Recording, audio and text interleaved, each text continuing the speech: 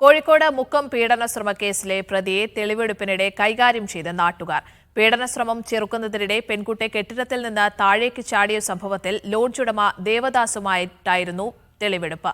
3 പ്രതികളും ഇരയുടെ താമസ സ്ഥലത്ത് എത്തിയതിന് തെളിവുകളുണ്ടെന്ന് താമരശ്ശേരി ഡിവൈഎസ്പി എ.പി. ചന്ദ്രൻ പറഞ്ഞു. മുൻകൂർ ജാമ്യത്തിനായി ഹൈക്കോടതിയെ സമീപിക്കാനുള്ള നീക്കത്തിനിടെയാണ് 1-ാം പ്രതി ദേവദാസൻ പിടിയിലാകുന്നത്. അഭിഭാഷകനെ കാണാനായി കൊച്ചിയിലേക്കുള്ള ബസ് യാത്രയ്ക്കിടെ കുന്നംകുളത്ത് വെച്ച് പ്രതിയെ പോലീസ് പിടികൂടി. ഇയാളെ കാർ റെയിൽവേ സ്റ്റേഷനിൽ വെച്ചിട്ടാണ് പോയത്. അപ്പം നമ്മളെ അത് ട്രെയിനിൽ പോയി എന്നുള്ള തെറ്റിദ്ധരിപ്പിക്കാൻ വേണ്ടിയാകാം. പിന്നെ ബസ്സിൽ പോയി എന്നുള്ള ഇൻഫർമേഷൻ ഞങ്ങൾക്ക് കിട്ടി. ബസ്സിലെ ടിക്കറ്റും മറ്റു കാര്യങ്ങളും വെരിഫൈ ചെയ്തു. ഇയാളെ പോയ ബസ് ഞങ്ങൾ കണ്ടുപിടിച്ചു. അങ്ങനെ ഓൺ ദ വേയിൽ ഞങ്ങൾ ആ കണ്ടക്ടറെ കൊണ്ട് ഐഡന്റിഫൈ ചെയ്യിപ്പിച്ചിട്ട് ഇയാളെ അറസ്റ്റ് ചെയ്യായിരുന്നു. മുക്കം പോലീസ് സ്റ്റേഷനിൽ എത്തിച്ച് ചോദ്യം ചെയ്ത ശേഷം പ്രതിയുമായി തെളിവെടുപ്പ് നടത്തി. സംഭവസ്ഥലത്തേക്ക് BJP പ്രതിഷേധവുമായി എത്തി.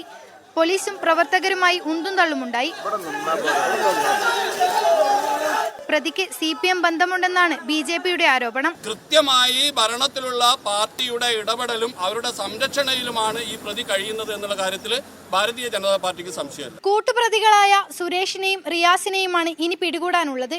ഇരുവരും ഉടൻ തന്നെ പിടിയിലാകുമെന്നാണ് സൂചന.